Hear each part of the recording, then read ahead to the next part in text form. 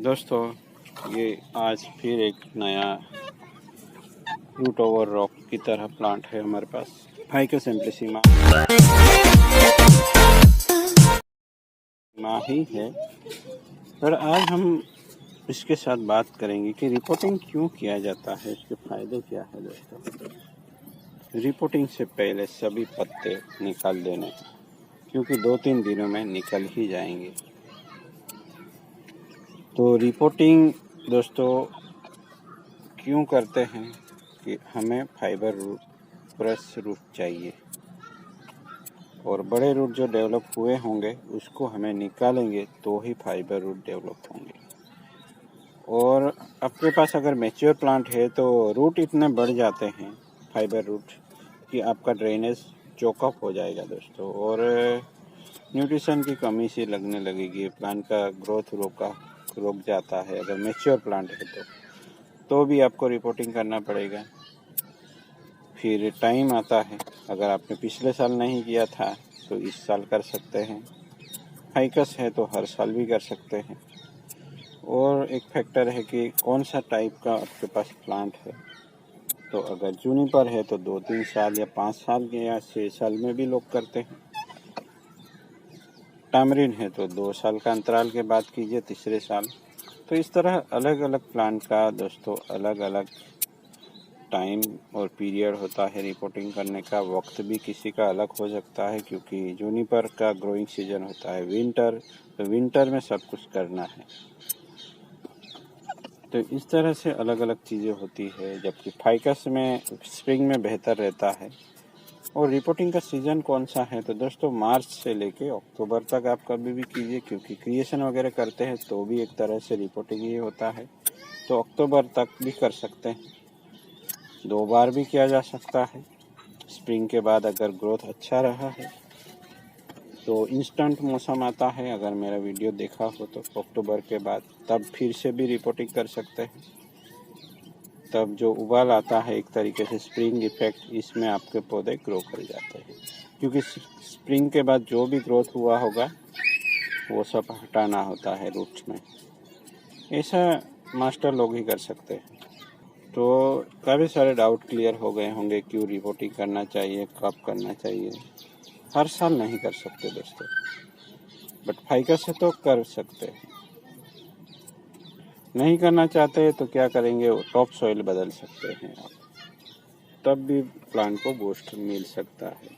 मगर आप जितना वक्त तो ज़्यादा लगाएंगे रिपोर्टिंग करने में, उसको थोड़ा ट्रेनिंग पीरियड में पीछे हो जाएंगे आप, ऐसा कहना है सबका। तो इसलिए जब भी ज़रूरत है, पौधे की ज़रूरत समझ के आपको रिपोर्टिंग कर देना होगा। इस प्लांट की बात करें तो छोटा सा सेपलिंग मैंने इसे नॉर्मल से रोक के साथ अटैच करके इसे ही ग्रो कर दिया था। फिर मुझे पसंद आया, फिर मैंने एक्सपेरिमेंट भी किया, यहाँ स्प्लिट करने की कोशिश की तो एक स्प्लिट मर गया, एक है।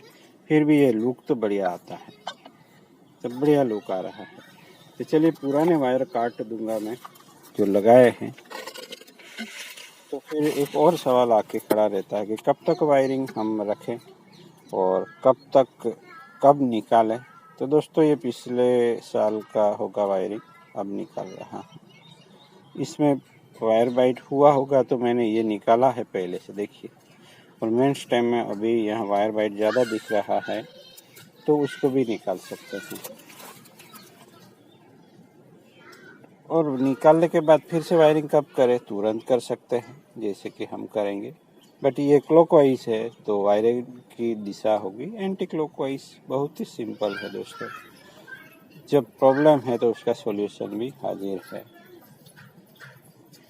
और फाइकस में सब कुछ कर ले, डिफोलिएशन, ट्रिमिंग, सबको ये प्लांट अच्छे से रिएक्शन देता है, यानी कोई डायबैक नहीं होता। अभी जो वायरिंग हम करेंगे वो स्प्रिंग के बीच में भी निकालनी पड़ सकती है, अगर ग्रोथ अच्छा मिला तो। अगर ग्रोथ कम हुआ तो पूरे साल भी रख सकते हैं, कोई दिक्कत नहीं है। काट लिया, वहाँ एंटी फंगस लगा सकते हैं। नहीं भी लगाया कोई दिक्कत नहीं, फाइकस है तो हीलिंग हो जाएगा। अब ये इस तरह बचे हुए स्टेम पिछली बार के कटे हुए वो भी निकाल सकते हैं, कुछ भी कर सकते हैं, क्योंकि ग्रोथ पीरियड आ गया है, उसमें ग्रोइंग हार्मोन डेवलप हो चुके हैं। तो ये कुछ भी करेंगे हीलिंग हो जाएगा, ब्रेक होगा तो भी हीलिंग हो जाएगा। अनवांटेड ब्रांचें निकाल रहे हैं, यहाँ देखिए 2 ब्रांच साथ में नहीं रहती, वो भी निकाल ली हमने। अब फिर से भी वायरिंग कर लूँगा मैं। और ये वायर मार्क की चिंता ना करें, मैच्योरिटी के साथ साथ ये सब निकलता रहेगा। यहाँ निकल चुका है, देख सकते हैं ऐसा वायर बाइट यहाँ निकल चुका है, थोड़ा बहुत से बचा है वो भी निकल जाएगा। वायरिंग में दोस्तों एंकरिंग यानी वायर को अटैच करना बहुत ही महत्वपूर्ण है। यहाँ 2 ब्रांचों के, छोटी और बड़ी ब्रांचों के बीच में अटैच कर सकते हैं दोस्तों। और ज़्यादा कोई एक्स्ट्रा वाइंडिंग लेने की ज़रूरत नहीं है। यहाँ से हम, यहाँ देखिए ये क्लॉकवाइज है तो यहाँ उल्टा करेंगे, तब ये जो वायर मार्क है उसके अंदर दूसरी बार वायर नहीं जाना चाहिए, बस यही ध्यान में रखना है और इस तरह आगे चलते जाना है। और यहाँ तो इस तरीके से हमें वायरिंग करनी है। आपको ये लंबी लग रही है, ट्रिमिंग करना है, कोई दिक्कत नहीं, कर सकते हैं। पिंचिंग ट्रिमिंग कुछ भी कर ले, कोई दिक्कत नहीं। अब देखिए ये वायरिंग हो गए, अब ये दोनों ब्रांचों के बीच में वायरिंग करना है। तो सूटेबल लेंथ यानी जितनी वायरिंग की लेंथ होती है उससे थोड़ी 1.5 गुना ज़्यादा लेना पड़ता है, यानी आधा, इतनी डिस्टेंस है तो उतना उससे आधा और ज़्यादा ले लेना है। और कैसे वायर चढ़ाना है, तो ये जो वायर की सीरीज पहले चढ़ी हुई है उसी के साथ आगे जाना है और उसको फॉलो करना है।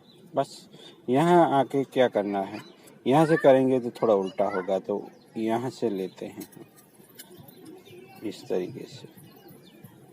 वो तो आप पे डिपेंड है, आप कैसे लेना चाहते हैं या फिर कहाँ से ज़्यादा अच्छा प्रोटेक्शन मिलता है ब्रांच को, क्योंकि ऐसी जगह से ब्रांचिंग उखड़ने की संभावना रहती है।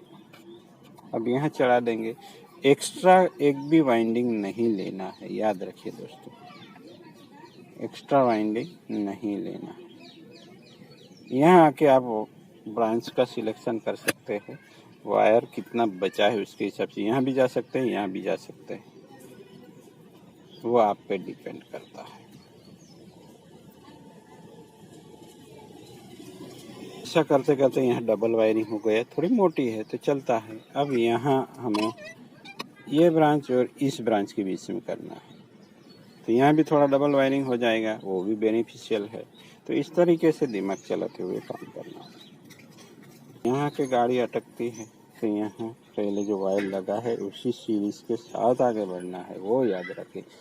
कहीं भी वायर को ओवरलैप नहीं करना है दोस्तों। अगर सही तरीके से वायरिंग करेंगे तो ही आप ब्रांच को प्लेस कर पाएंगे सही जगह पे आपके डिज़ाइन के साथ, नहीं तो काफ़ी दिक्कत हो सकती है। जो पैटर्न में बना रहा हूँ वाइंडिंग के, वो भी ध्यान में रखने हैं। तो ये सब अगर ध्यान में रखते हैं तो ही आप वायरिंग कर पाएंगे, नहीं तो कहीं से भी कुछ भी अटैच कर दिया कुछ नहीं होगा। जैसे वायरिंग करते करते एंड में आते हैं, इस एंड को नीचे दबाना है, दूसरी ओर टिकाने के बाद यहाँ से कट कर देना है। बस जितने भी वायर चाहो लगा लीजिए, वायरिंग नहीं करना है मत कीजिए। क्लिप एंड ग्रो मेथड है, उससे भी कर सकते हैं, मैं करता हूँ, तड़ल्ले से करता हूँ। तो चलिए अब यहाँ क्या होगा, ब्रांच की प्लेसमेंट होगी। तो मेरा थंब रूल है, जहाँ ब्रांच 5 टर्न, यहाँ ब्रांच थी तो यहाँ से टर्न लिया हुआ है, यहाँ ब्रांच है तो यहाँ से भी टर्न लिया हुआ है।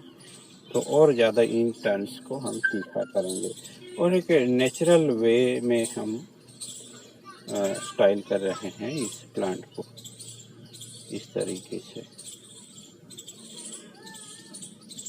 अभी किसी को अननेचुरल लग सकता है, वायरिंग अगली लग सकता है, बट जब ये थोड़ा मैच्योर हो जाता है, जब आप कुछ अभी के प्लांट देखेंगे आप, तो वहाँ आपको ऐसा कुछ नज़र नहीं आएगा कि ये वायरिंग से किया है। नेचुरल प्लांट का शेप मिलता है। तो इनिशियल स्टेज में दोस्तों हमें एक बढ़िया स्ट्रक्चर चाहिए, बिना स्ट्रक्चर के हम प्लांट अच्छे से तैयार नहीं कर पाएंगे। स्ट्रक्चर अगर बढ़िया होगा तो ही आप ब्रांच की रचना करवा पाएंगे। तो इसके लिए पहले हमारे पास स्ट्रक्चर बनाना ज़रूरी है। तो उसके लिए वायरिंग मैं समझता हूँ कि वायरिंग मेथड से बढ़िया कुछ और है ही नहीं। बिना वायरिंग के कट करते करते जल्दी रिजल्ट नहीं मिलता। ऐसा नहीं है कि रिजल्ट नहीं मिलता, बट मिलता है थोड़ा देर से। बट यहाँ वायरिंग से हम कम ब्रांचों में प्लांट को घना दिखा सकते हैं। ये इसकी स्पेशलिटी है वायरिंग की। तो बढ़िया से वायरिंग टेक्निक अगर जान ली है आप लोगों ने, नहीं जानी है तो कुछ वीडियो रेफर कीजिए। ये वीडियो देखेंगे बहुत सारे डाउट्स क्लियर हो जाएंगे।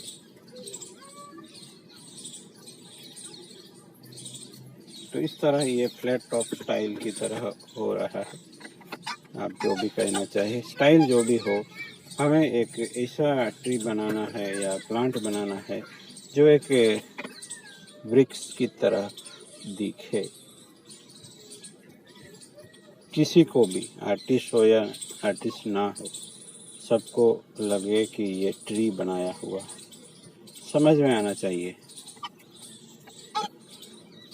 समझ में नहीं आया तो हमारी मेहनत बेकार है।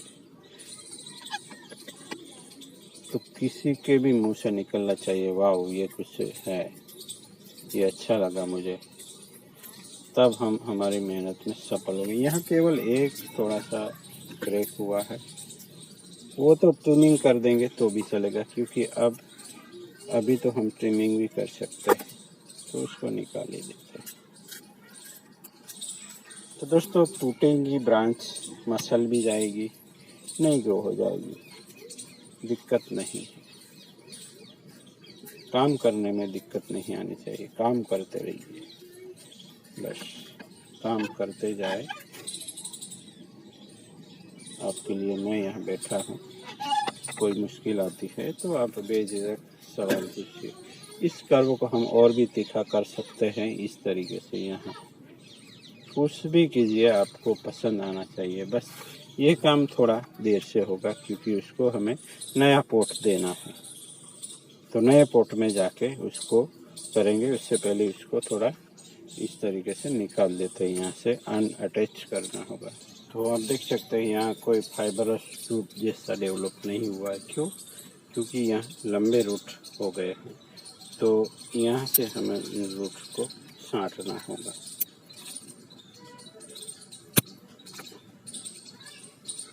तो रूट कम कर देने हैं, यानी फाइबरस रूट पे लाना है प्लांट को और आगे बढ़ जाना है। ये प्लास्टिक कब निकालना है वो भी एक सवाल है। अभी भी निकाल सकते हैं, कोई दिक्कत ही नहीं है, क्योंकि जब तक रूट्स नीचे एस्टेब्लिश नहीं हो जाते तब तक इसको रखना है। बाकी सब हम निकाल सकते हैं इस प्लास्टिक को। चलिए निकाल देते हैं। कहेंगे कोई कि निकालता नहीं, तो प्लास्टिक को भी निकाल दिया है दोस्तों। अब ये जो रूट है अगर अच्छे से अरेंज नहीं है तो आप उसको अरेंज कर सकते हैं, कोई दिक्कत नहीं है। आज का लेसन ही इसी पे है कि कोई दिक्कत नहीं दोस्तों, कुछ भी कर लीजिए। यहाँ अब हमें प्लांट को अटैच करना है। तो पहले इस तरीके से खींच के बांधेंगे, पहले इसको स्टैंड करते हैं। अब ये वायर के सारे स्टैंड हो गया है। बहुत ही बढ़िया हाइट भी है स्टोन की, उसको जितना चाहे उतना ऊपर उठा सकते हैं हम। बट अब थोड़ा बाद में, पहले सॉइल मिक्स लगा लेते हैं। सॉइल को सेट करते हैं, फिर ज़्यादा लगाते हैं। स्टोन को वर्टिकली सेट करना है। फिर जैसे रूट फ्लेयर बनेगा तब कहीं जाकर इसको हम किसी ट्रे वगैरह में लगा सकते हैं। ये ट्रे के लिए अच्छा रहेगा। स्टोन का बेस भी हमने नहीं बनाया, तो चलिए थोड़ा उसको खींच के बांध लिया जाए। हो सकता है शुरुआत में कुछ आप अलग नहीं सोच पाएंगे, ऐसा होता है, मेरे साथ भी हुआ है। बट अब मैं सोच सकता हूँ, कुछ अलग सा करके दिखा भी सकता हूँ। तो उसी तरह मैं ये स्टाइल बनाया है मैंने। तो अपना स्टाइल खुद से डिज़ाइन करना है प्लांट को। तो इस कर्व को मैं और क्लोज करना चाहता हूँ, तो धीरे धीरे खींचूंगा, मुझे उसको और क्लोज कर देना है। बंद भी हो जाए आगे से कोई दिक्कत नहीं, बट मुझे जैसा चाहिए वैसा मैं कोशिश करता हूँ, स्टेप बाय स्टेप।